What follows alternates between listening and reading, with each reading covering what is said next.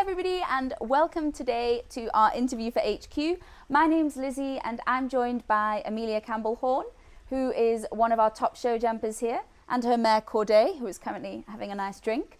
And we're here to talk about Amelia's riding career to date, her journey so far, and we're particularly going to have a chat about the fact that Amelia jumps all of her horses barefoot, which is quite special considering the level she's jumping at. So we're going to have a chat about that today, and I'm very much looking forward to it. So hi everybody, and meet Amelia. Hi Amelia, thank you for joining us today. Just tell us a little bit about how your riding career started, right from the beginning. Well, I grew up in Zim. My mom was riding horses. I had a little pony, a little Shetland monster, who didn't really inspire me in show jumping in any way.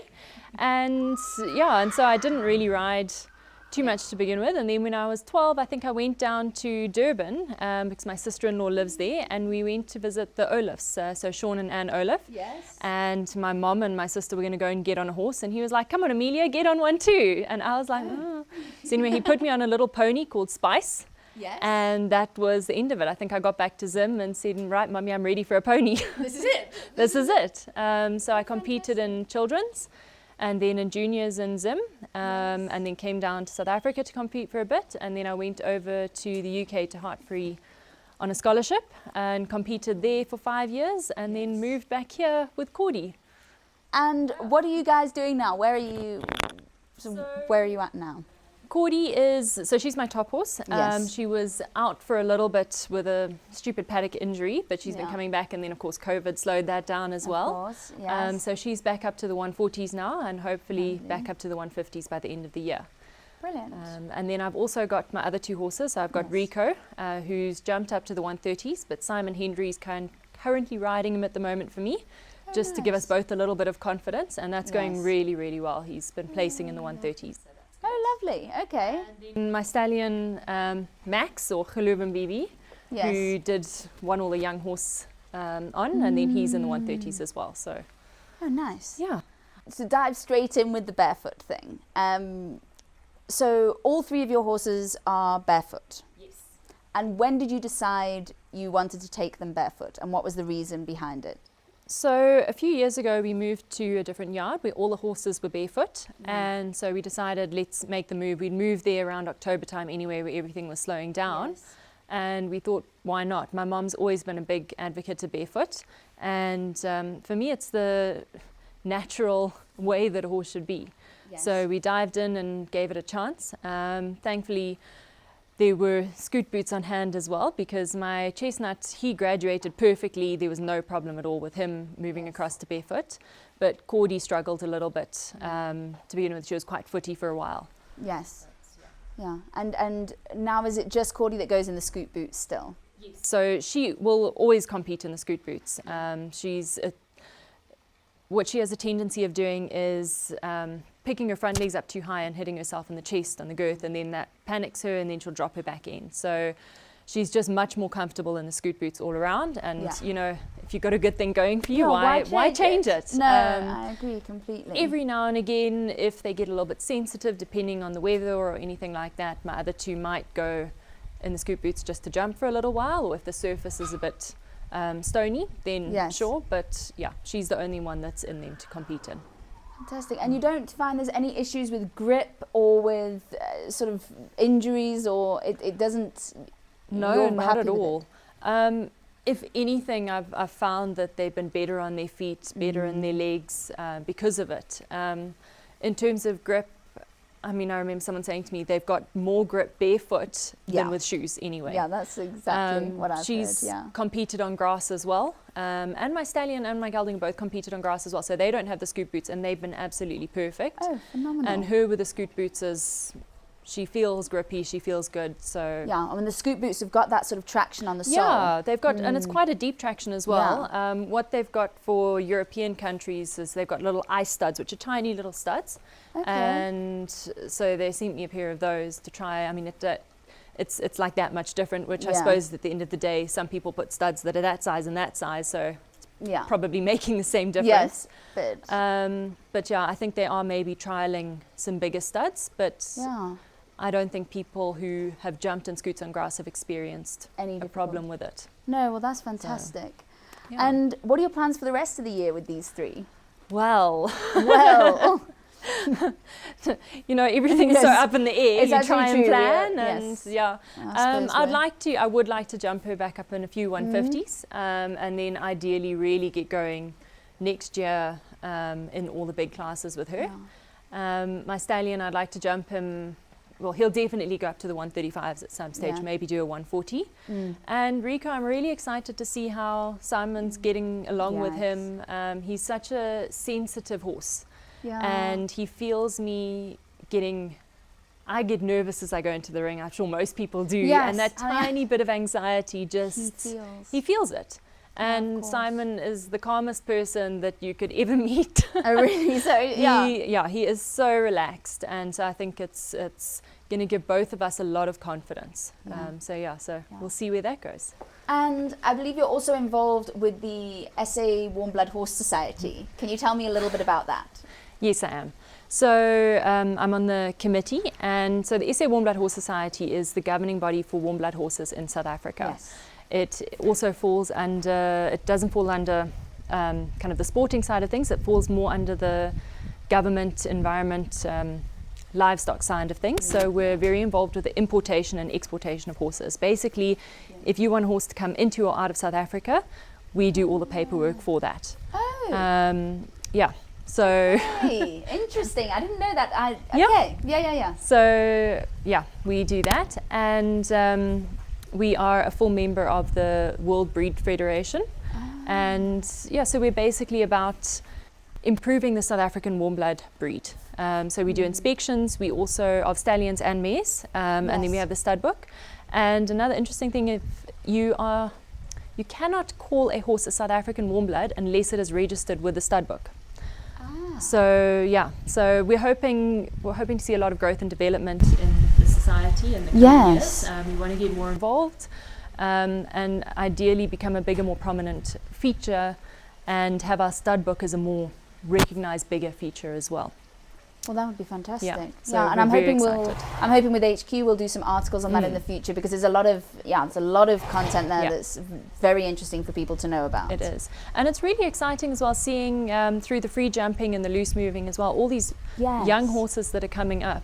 We had our online loose movement show, and that was amazing, because normally we get kind of the Gauteng division involved in the free moving and shows in the past, and this was the first time that people from all over South Africa, we had people from Zimbabwe as well, sending in their horses. So that was great to see what local breeders are doing, because we often get so caught up in the bigger studs that we miss what the smaller breeders are actually breeding, and there are really some phenomenal horses out there. And there's some very interesting bloodlines, and I mean, so unfortunately the show this weekend has had to be cancelled due to COVID restrictions, but looking at the bloodlines that were coming into that free jumping and loose movement show, there were some really interesting things.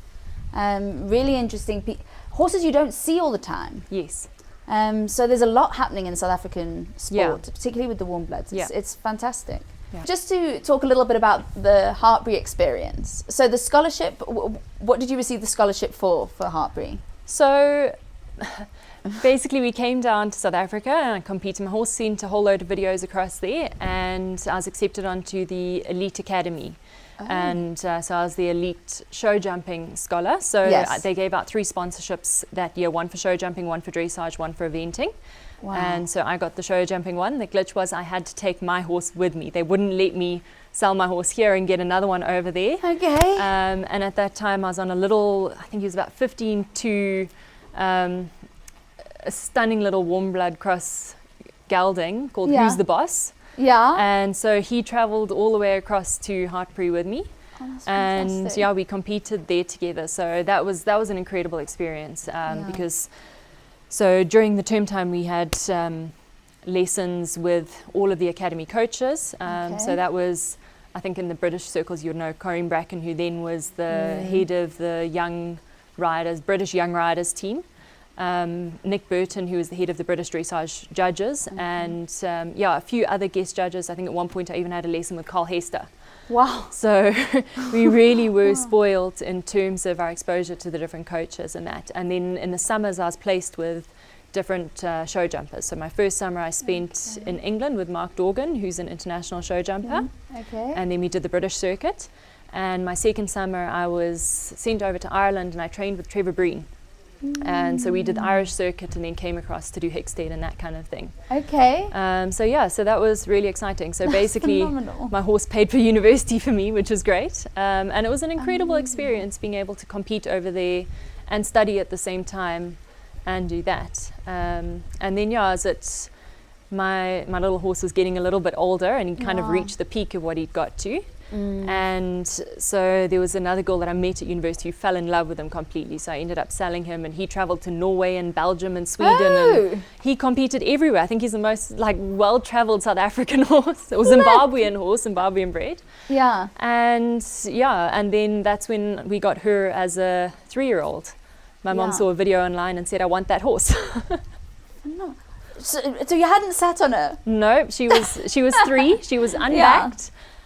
She'd just come across to, they actually didn't really want to sell her. She'd gone across to Tim Stockdale to be produced. Okay. And the dealer said, no, tell me what you want and I'll find you the right horse. And my mom was like, no, you don't understand. I want that horse. This one? Yeah. This one. She said, no, but we can find the same mare, what age, height, everything. My mom said, no, I want that one. So they said, well, go to Tim Stockdale and offer something. And so we went and we saw her trot around. She was skinny and scrawny, hadn't traveled over from Holland that well. Yeah. And so she trotted around this indoor, went over a little pole and that spooked at absolutely everything. And my mom was like, fantastic, she's going to be careful. And Tim was like, it's the first time I heard that, but okay. And she's still spooky.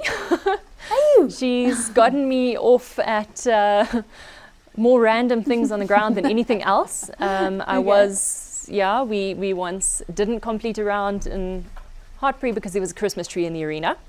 Right. I was also injured at the time, but there was a Christmas tree. Yes, there was a Christmas tree, yes. So then I've had her kind of backed her over there. She was super easy to back. Yes. And then I was injured 2 years after that, so I sent her across to do some dressage with my friend in Holland. And she did amazingly well, competed, and I think elementary medium there. She wasn't allowed to go in at any lower level. And she got a 9. She also got a 2. Threw my friend off a few times, and then she came over here. And you're still friends? And we're still friends. We're still friends. She said she did visit me a few years ago and said, I will never, ever, ever sit on this horse ever again. But well, that's okay. You're a show jumper now. Yeah, exactly. So it's worked out. It's fine. Yeah. No, that's amazing. And your mum is obviously big in the sport. Yeah. So tell us a bit about your mum. So my mum's, she's the reason that I ride. She's the reason that my niece rides as well. Yes. She's the reason that basically all of us are involved in horses. Yes. And so she's ridden since she was little. And then when I grew up, she mostly had racehorses off the track that she would then produce and sell on and that kind of thing. So she rode up to B grade. Yes. And but her passion was always for producing young horses and doing that, and she's always loved thoroughbreds. And then we got a few Warmbloods in, and then gradually I started stealing all of her horses. But she's really been foundational to my riding. She was amazing the whole way throughout. She found me the right ponies at the right time. My first pony was a super confidence giver, and then I was offered the ride on kind of the top pony in Zim at that stage, but she was super quirky. And so I think the first time I rode her, I was like, no, take her away, I don't want to ride this again, why is it bucking with me? But we went on to have incredible success together. And then when I moved on to horses, my mum found me a perfect little junior horse. He was 15.3, had done 130, but just had the heart of a lion. Made me do dressage on him for 6 months before I was allowed to take him over a jump. And then really took it slowly with me. So I had to do a year in 120, 2 years in 130 on him and that kind of thing. And then only when we'd really established that relationship was I allowed to ride another horse. And then that horse was similar to the one I was on. So she was really good at giving me confidence in that way and made sure that I didn't have bad experiences by putting me on something that I wasn't ready for, something that was too different for me to ride. So I mean, really, I wouldn't... Just a personal coach the whole time. Yeah, I wouldn't be where I am today without her. And she was the one that found Mummy. She, as I said, I want this horse. Yes, and only this one. Yeah. And then she also chose my chestnut, and then it was my stallion that I chose. But she's really got an incredible eye for a horse as well. Yeah. And tell us a bit about your stallion. So my stallion is Geloven Vivi. I saw him as a 3-year-old as well in Holland. We saw my chestnut and my stallion on the same trip. Yes. And we fell in love with each other. It was kind of love at first sight. And so he'd go and he'd free jump, but every time he'd stop, he'd come straight back to me. So it was just, it was a real hard bond. Yeah. And to begin with, we decided to go with the chestnut because he's older and he's ready. And so we thought, no, we bring him out. And I think that was in about August, he started his quarantine of that year. And then September was my birthday, and my mom randomly started sending me these messages on my birthday, like, it's a boy, and pictures of a it's a boy birthday frame and it's a boy teddy bear. And I was like, what are you doing? Like, I was at work and I'm thinking, what is going on? And then she sent this picture of a trailer, a horse box, leaving this place. And I was like, no, I recognize that place. So then that was I think it was my 25th birthday present was my stallion. So she contacted the lady and said, is he still available? And she said, yes, and I'll give you a good rate on him as well. And so he came out. So they were here in 2015, I think. And it's just been, he really is he's special. So he's by Zakharov, who's a Clinton Lord Z out of a Good Times mare. Okay. So and I think the other dam line is Corleone. So he's got really solid bloodlines on there. He's bred to do this, Rogan always refers to him as the perfect working hunter. Because he's just big and beautiful. And he's always been such a fighter. He really, he's always done everything that I've asked of him. He's got such a good heart. And it's the bond that you have. And he jumped through the young horse series. He won the 6-year-old and the 7-year-old show jumper series. I think he was the only horse that didn't have a rail throughout the series. So he's really shown himself in that regard. So I'm really excited for the future there. Thank you so much for speaking to us today. No, thank you so much, Lizzie. No, it's been wonderful having you. Thank you.